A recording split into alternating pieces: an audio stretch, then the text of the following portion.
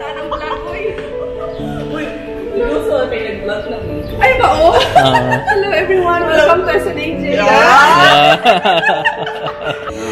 Hello to our friends. Hi.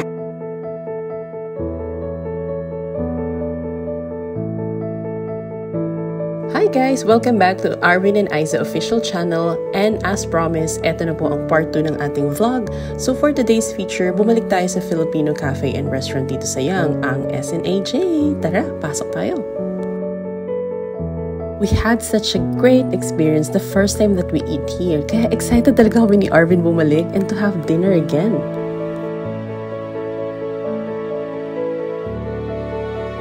At dahil Pinoy ang may-ari, most of the staff are Pinoys din, like si Ate Shekel, yung nag-welcome sa amin kanina. Grabe, ibang-iba talaga yung hospitality natin mga Pilipino.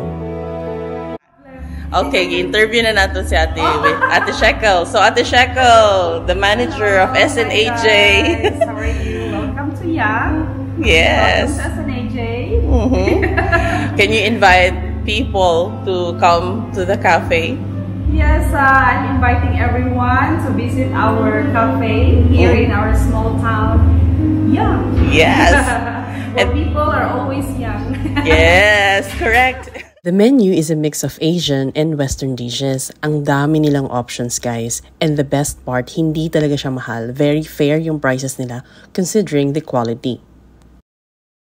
But what made the night extra special was spending time with Ate Shekel, the manager. Sobrang saya na we got to catch up with her again.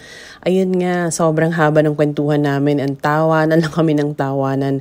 Just that familiar warmth that you can only feel with fellow Filipinos.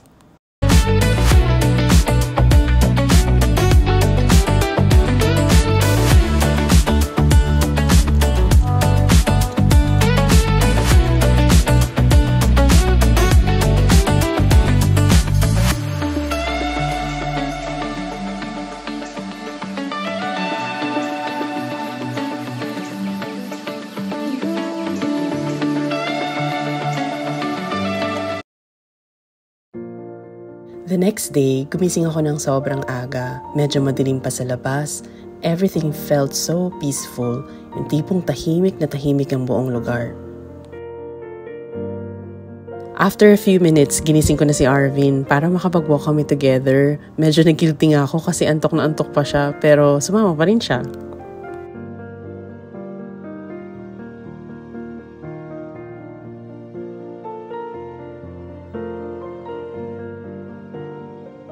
This is what we love about the countryside. Walang rush, walang ingay, talagang kalmado lang.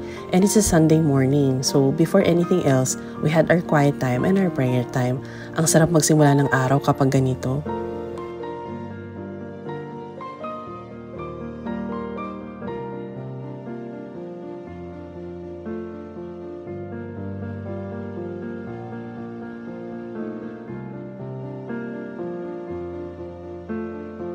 If Canberra is a bit spread out, itong neighborhood na to, very tight-knit. Ang dali niya lang ikutin. Everything is just so close and simple.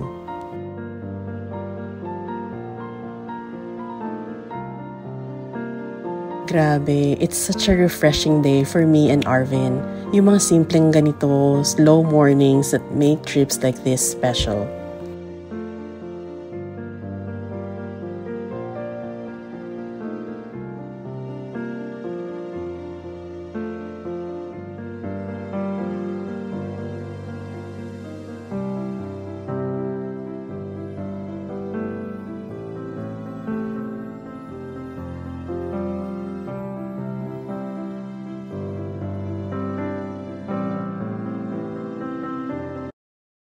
Pagkatapos namin magpahangin sa lakeside, we drove to our friend's house. In-invite nila kasi kami mag-breakfast sa bahay nila. Ang mga breakfast natin. Hali din sila dito for... Ayan na, nagbablog na siya. Kami ang gumawa niya longganisa, ha? Hello to our friends! Hi! Uy, salamat kayo ha sa pag-invite sa among breakfast kay wala, dili na namin afford. Char! Asa man mo nagtuan ni gabi eh?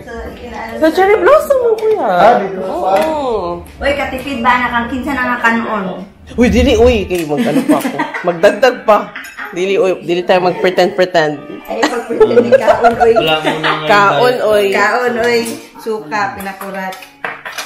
Grabe, sobrang na-touch naman kami kay Chel and kay Kuya Aldrin for preparing something for us. Ramdam na ramdam mo talaga yung warmth and kindness ng mga taong to. O, play na to? No? Huwag mong bitawa kasi kakainin ni ano yan. Yan, sige. Itlog ng... Alam ba, pugo? Ano ba yung pugo. Ibon to? Pugo! Quail! Talaga, Quail! no? Nice. Caternix.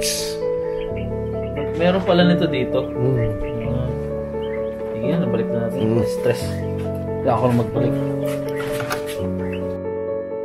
Anyway, mukhang napahaba na talaga yung usapan namin sa sobrang enjoy. But we have to pack up na at kailangan na namin bumalik sa Canberra. Next time, babalik kami ulit dito para bisitahin sila. Ay, nga pala, bago pala kami bumalik ng Canberra, dumaan kami saglit sa Ballina Clash para bumili ng wines. Favorite kasi ito ni Arvin and para matry din namin yung cherry ice cream.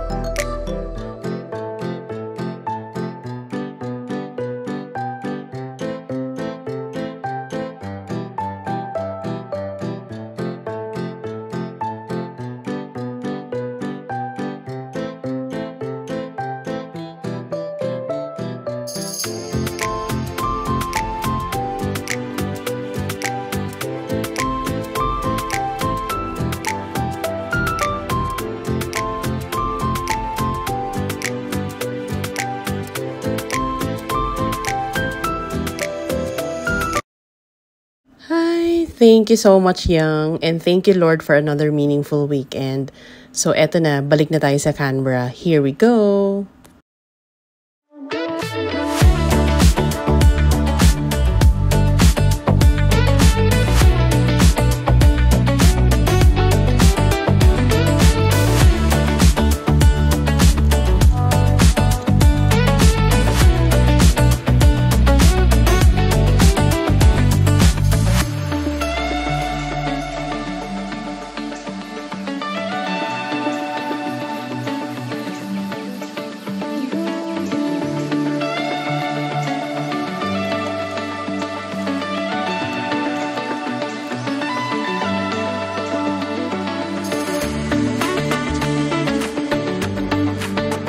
So finally, we're back here in Canberra and the first thing that we did was to prepare yung mga orders and ipack yung mga cherries natin kasi may mga friends kami umorder, but this is only for fun ha, hindi ito for official business. So guys, eto na, ready na kami i-deliver yung mga cherries personally to our friends. Yay!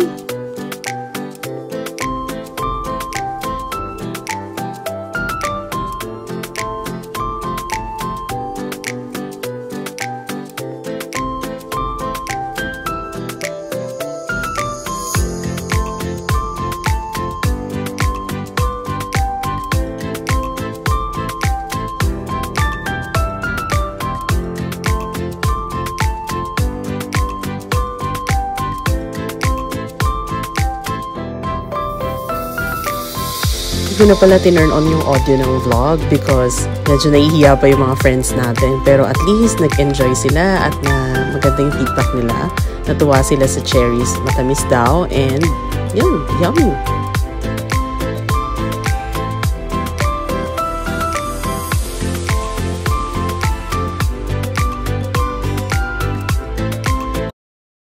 So pagkatapos namin ma-deliver lahat ng cherries, ayun, nag-grocery muna kami ni Arvin kasi we just wanna make sure na kumpleto yung gagamitin namin for our Christmas party.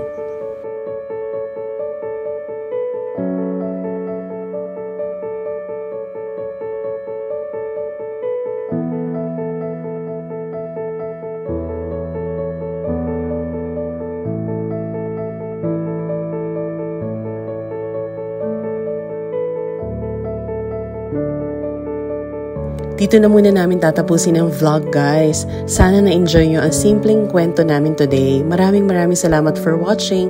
Please like, comment, and subscribe. And we'll see you again on the next one. Bye!